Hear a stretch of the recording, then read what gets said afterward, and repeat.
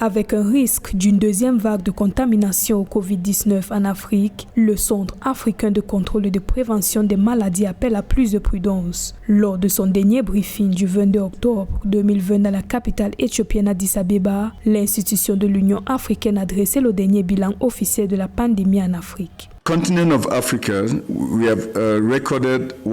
Le continent africain enregistre désormais plus d'1,6 million de cas de Covid-19, soit 4,1% des cas mondiaux d'infection. De ce chiffre, 1,3 million de personnes ont guéri à travers le continent, ce qui représente plus de 82% des cas à l'échelle mondiale de guérison.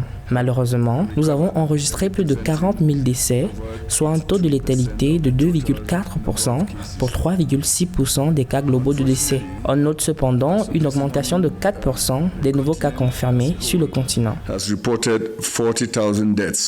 Selon le Centre africain de contrôle et de prévention des maladies, il s'agit de renforcer la coopération dans l'augmentation des tests COVID-19 afin de maintenir une baisse de la courbe des infections. À ce jour, l'Afrique a effectué 17 500 000 tests, ce qui représente une hausse de 8,8% au cours des dernières semaines. En outre, Africa CDC a distribué 3 800 kits sanitaires supplémentaires pour faciliter le traçage des contacts et renforcer la prise en charge des patients.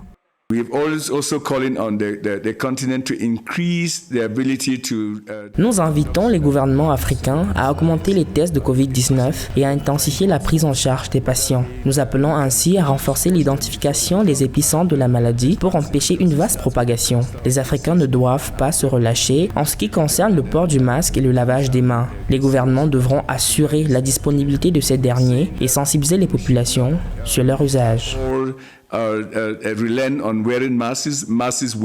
Le Centre africain de contrôle et de prévention des maladies annonce par ailleurs le lancement ce 29 octobre 2020 du programme mondial de leadership en santé dans le but de renforcer la capacité des agences sanitaires. Pour réduire le risque d'une nouvelle phase de propagation de la pandémie, l'institution recommande au gouvernement africain de durcir les mesures de prévention, en particulier au sein des établissements scolaires et de communautés locales.